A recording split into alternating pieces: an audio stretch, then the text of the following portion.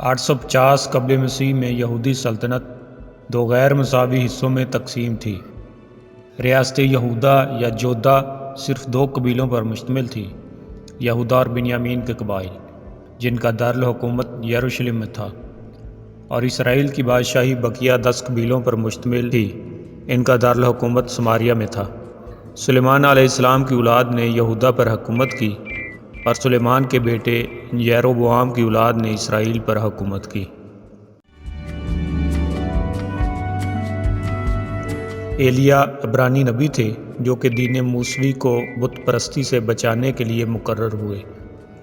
ایلیا کے نام کا مطلب ہے یہوہ میرا خدا ہے، اور بائبل کے کچھ نسخوں میں اس کے ہجے الیاس کے ہیں۔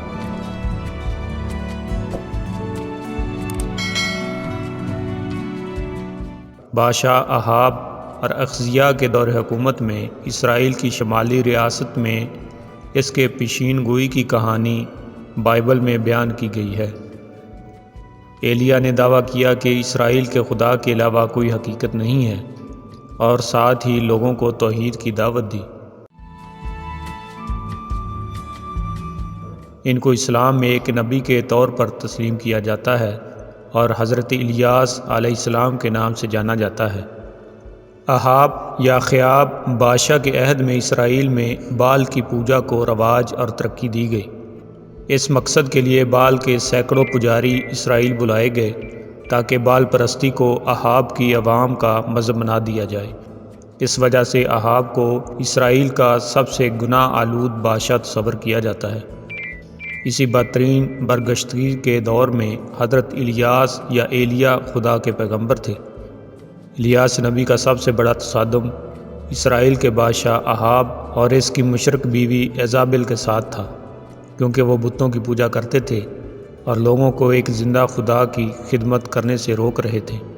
اس کے علاوہ ایزابل نے اپنے شوہر کو شامی دیوتا بال کے لیے ایک ہیکل بنانے کے لیے آمادہ کیا، اور اس جھوٹے دیوتا کی خدمت کے لیے بہت سے پجاریوں کو مقرر کیا۔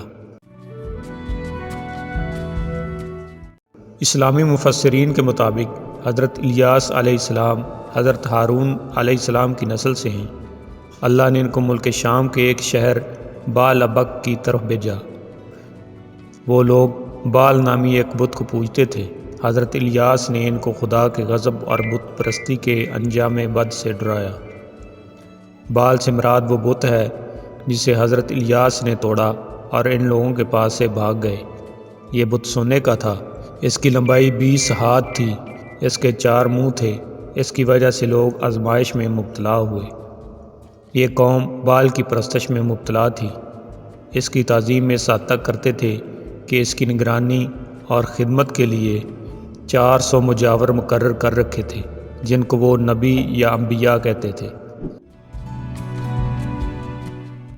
شیطان بال کے پیٹ میں گھس کر بولتا تھا، اور یہ خدام کان لگا کر اس کا کلام سنتے تھے۔ شیطان کوئی گمراہ کن قانون مجاوروں کے دلوں میں ڈال دیتا تھا، اور مجاور وہ حکم لوگوں کو بتا دیتے تھے۔ اسی لیے ان مجاوروں کو انبیاء کہا جاتا تھا۔ بال مشرق میں آباد سامی اقوام کا مشہور اور سب سے زیادہ مقبول دیوتا تھا۔ یہ بت مذکر تھا اور ذول یا مشتری کا مثنیٰ سمجھا جاتا تھا۔ فونیکی، کنانی، موابی اور مدین قبائل خاص طور پر اس کی پرستش کرتے تھے، اس لیے بال کی پرستش عہد قدیم سے چلی آتی تھی، اور موابی اور مدیانی اس کو حضرت موسیٰ علیہ السلام کے عہد سے پوجتے چلے آ رہے تھے۔ چنانچہ شام کا مشہور شہر بال ابک بھی اسی کے نام سے منسوب تھا، اور حضرت شعیب کو مدین میں اسی کے پرستاروں سے واسطہ پڑا تھا۔ بعض مورخین کا خیال ہے کہ حجاز کا مشہور بت حبل بھی یہی بال ہے۔ بال دیوتا کی عظمت کا یہ حال تھا کہ وہ مختلف مربیانہ عطا و نوال کی وجہ سے مختلف ناموں کے ساتھ موسوم تھا۔ چنانچہ تورات میں سامی قوموں کی پرستش بال کا ذکر کرتے ہوئے بال کو بال بریث اور بال فغور کے نام سے بھی یاد کیا گیا ہے، اور اکرونیوں کے یہاں بال زبوب کا اور اضافہ پایا جاتا ہے۔ کلدانیوں کے یہاں بال با کے زیر کے ساتھ بولا جاتا ہے، اور وہ اکثر بیل اور بیلوس یا بال اور بالوس بھی کہتے ہیں۔ یہود یا مشرقی اسرائیلیوں کے یہاں بال کی پرستش کے لیے مختلف موسموں میں عظیم الشان مجالس منعقد ہوا کرتی تھی، اور اس کے لیے بڑے بڑے ہیکل اور عظیم الشان قربان گاہیں بنائی جاتی تھیں، اور کہان اس کو بخورات کی دھونی دیتے اور اس پر طرح طرح کی خوشبوئیں چڑھاتے تھے، اور کبھی کبھی اس کو انسانوں کی بھینٹ بھی دی جاتی تھی۔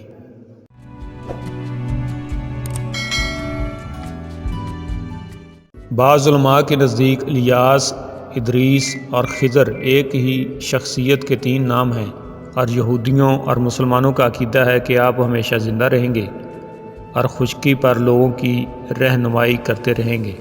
تری پر رہنمائی کے لیے خضر کو مامور کیا گیا ہے۔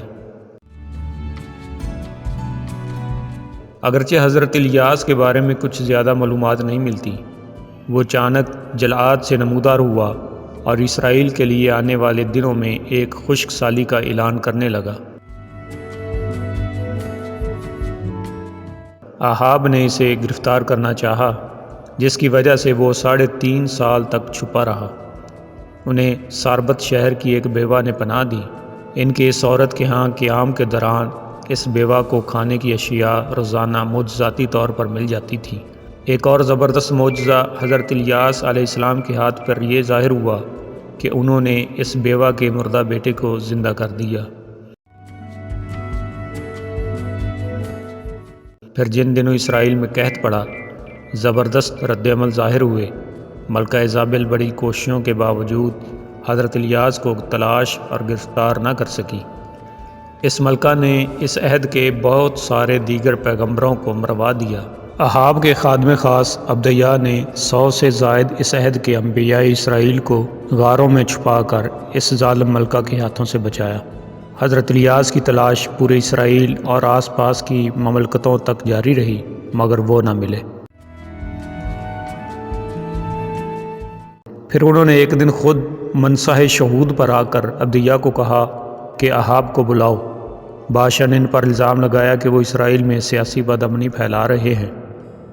اس پر حضرت الیاس نے احاب اور اس کے خاندان کو جھڑکا کہ تم نے خدا کے احکامات کو پس انداز کر دیا ہے اور بال دیوتا کی پرستش کرنے لگے ہو۔ پھر حضرت اسرائیل نے اس کے بلائے ہوئے بال دیوتا کے نبیوں کو چیلنج کیا کہ وہ قربانی کے جانور کو آسمانی آگ سے جلا کر دکھائیں۔ وہ صبح سے شام تک اپنی فضول رسمیں ادا کرتے رہے اور بال دیوتا کو اس کام پر مجبور کرتے رہے، مگر پتھر کا یہ خدا ایسا کبھی نہ کر سکا، اور حضرت الیاس علیہ السلام ان بت پرستوں کا مذاق اڑاتے رہے۔ پھر انہوں نے خود قربان گاہ کی مرمت کی اور قربانی تیار کر کے خدا واحد کو پکارا، اے خدا، اگر تیرا دین سچا ہے تو یہ قربانی قبول کر لے۔ پھر دفعتاً آسمان سے آگ نازل ہوئی اور قربانی کے جانور کو بھسم کر گئی، اور قربانی قبول ہو گئی۔ حضرت الیاس پر خدا کے اس کرم کے بعد سارے اسرائیل نے خدا کے وجود کو تسلیم کیا اور ان جھوٹے نبیوں کو کسمیون کے نالہ پر سزائے موت دی۔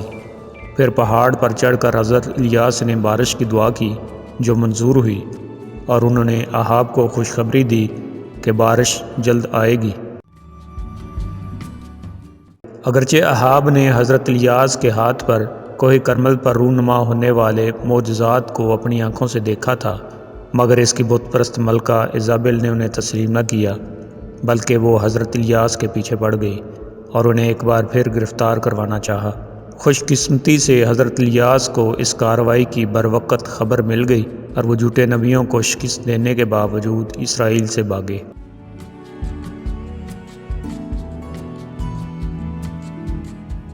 حضرت الیاس نے احاب کے متعلق پیشگوئی کی کہ کتے اس کا خون چاٹیں گے، اور ایزابل سے متعلق کہا کہ کتے اس کا گوشت کھائیں گے، اور اس نے اور بھی بہت سے معجزات دکھائے اور دوسرے واقعات کی بھی پیشین گوئیاں کی۔ ایلیا نے ایک خط لکھا جس میں یہودا کے شریر بادشاہ جہورام کی جنوبی سلطنت کو مطلع کیا گیا کہ وہ انتہائی اذیت ناک طریقے سے مرے گا۔ بائبل کے مطابق اس دوران وہ اتنے مایوس ہوئے کہ خدا سے اپنی موت کی دعا مانگنے لگے۔ خدا نے انہیں وحی کے ذریعے حکم دیا کہ وہ کوہ حورب پر چلے جائیں۔ اپنی موت سے پہلے 3 کام ان کے سپرد کیے گئے: جزائل کو آرام کا بادشاہ اور یاہو کو اسرائیل کا آئندہ بادشاہ ہونے کا مسئلہ کریں، اور علیشہ کو اپنا جانشین نامزد کریں۔ آخرکار خدا نے انہیں ایک بگولے میں آگ کے گھوڑوں کے ذریعے کھینچے ہوئے ایک آتش گیر رتھ میں آسمان پر اٹھا لیا۔